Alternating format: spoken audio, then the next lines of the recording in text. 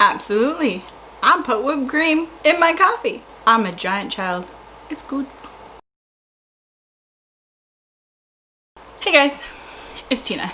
And today I've been on Booktube for 6 months. And for somebody like me, that's quite a long time to consistently have a hobby. So I'm excited about it. We're going to talk about my Booktube journey. So I did a video like this when I have uploaded for 3 months straight on Booktube, and I said I was gonna do a 6-month Booktube video, and although today is January 2nd, and so I haven't been on Booktube technically until July. My first upload was July 22nd, so I wouldn't be technically 6 months until January 22nd. If you saw my previous videos, you know that I'm like bulk filming so that I can try to stay consistent with my uploading and all of that stuff. I'm not gonna repeat myself. I'll put that video in the cards so you can just go watch that one, or if you've already seen it, you already know.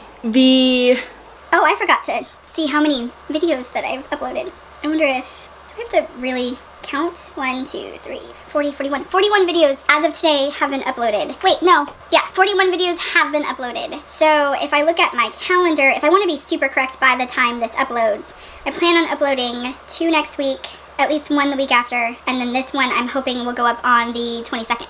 So is that 41, I think? So 42, 43. 44.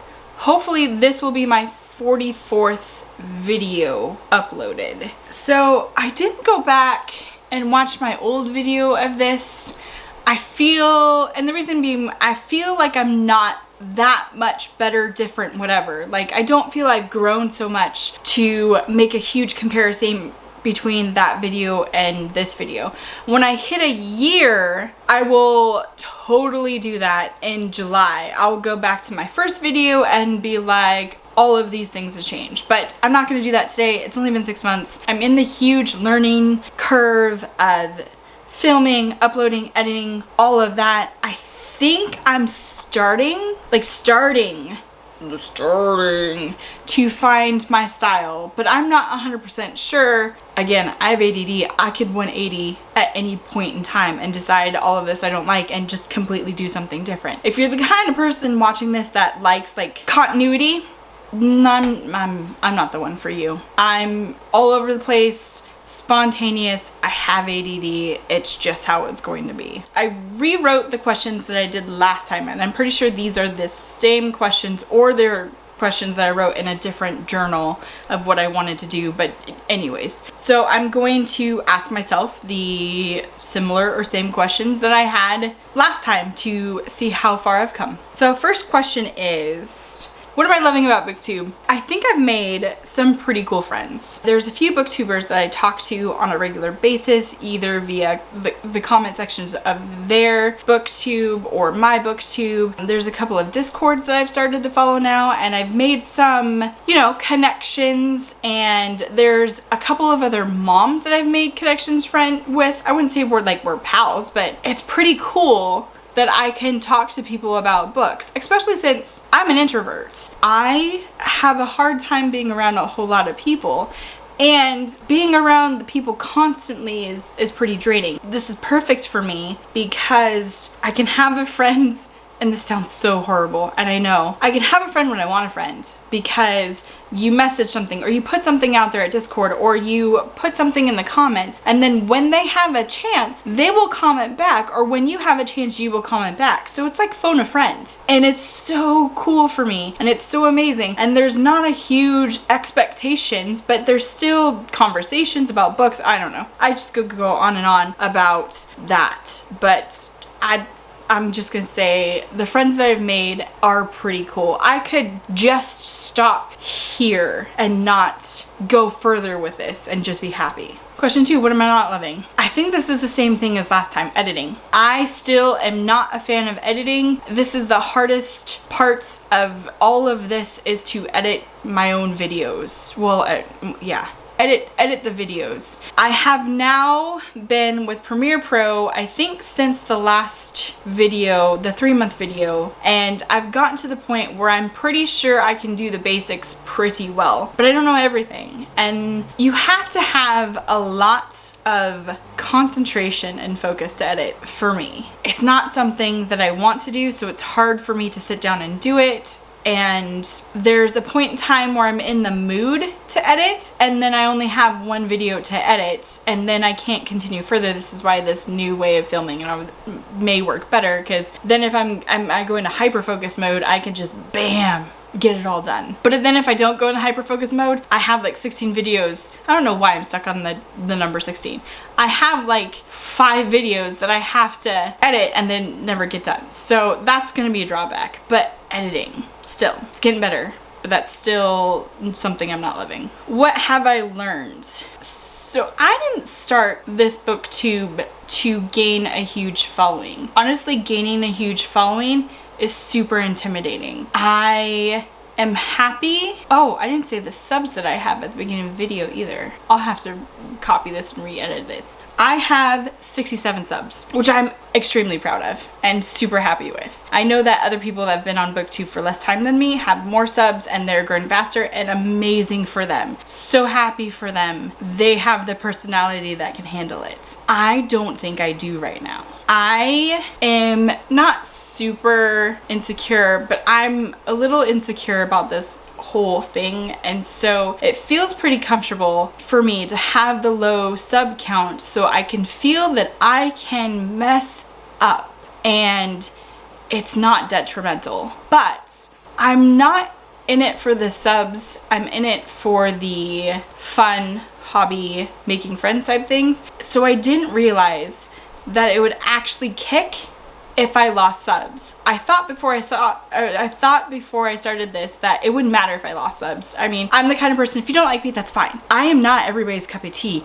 I'm not a lot of people's cup of tea, really not. I'm an introvert, and I'm the kind of introvert that I'm not sure a lot of people can identify with. So I don't have very many friends, and I'm used to not having a lot of friends, and I'm not used to not having a ton of attention, which is perfect and fine and great. I'm not complaining, and I'm not saying like losing subs is horrible. Well, I mean, whatever. But I didn't expect it to kick as much as it did when I lost like my first couple of subs. I didn't expect it to affect me as much as it did emotionally when I lost my first couple of subs. So I'm just being completely open and honest about that. That is what I've learned. I didn't expect this to be the way it is. Otherwise, I've learned a lot about editing, filming. All of this is learning, and probably that's one reason why I continue to do this, is because it's constantly moving, constantly learning, you're constantly improving, and so that feeds my ADHD brain. My favorite book since my last journey video, and I really did have a hard time picking this one. So I picked a book by an indie author, which I love indie authors, that really I connected with the most, and that I think about, and that was impacted me more than any book this year emotionally has impacted me. And that is The Sword of Kaigen. This is a wonderful book by an independent author about a village who is operating with limited technology, but there's technology out there, and who is operating on old traditions and old way of thinking and deep, I would say, culture. Yeah, culture.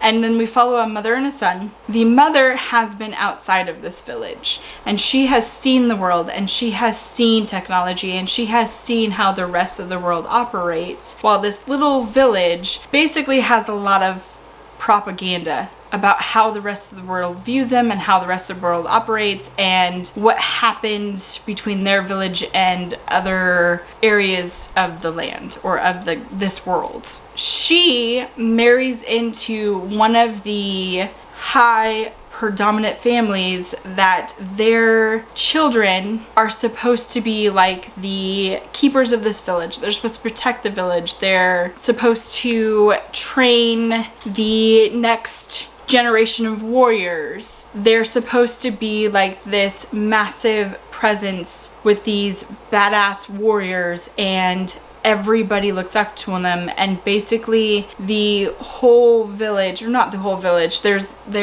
well, it kind of revolves around them. It doesn't revolve around them, but this whole village knows about them, looks up to them, and all of that stuff. And we follow the mother and her storyline, and from her going to college or studying abroad and then coming back and then being in this really old way of thinking of women are there to service the household. They are not there to fight. They're not there to protect.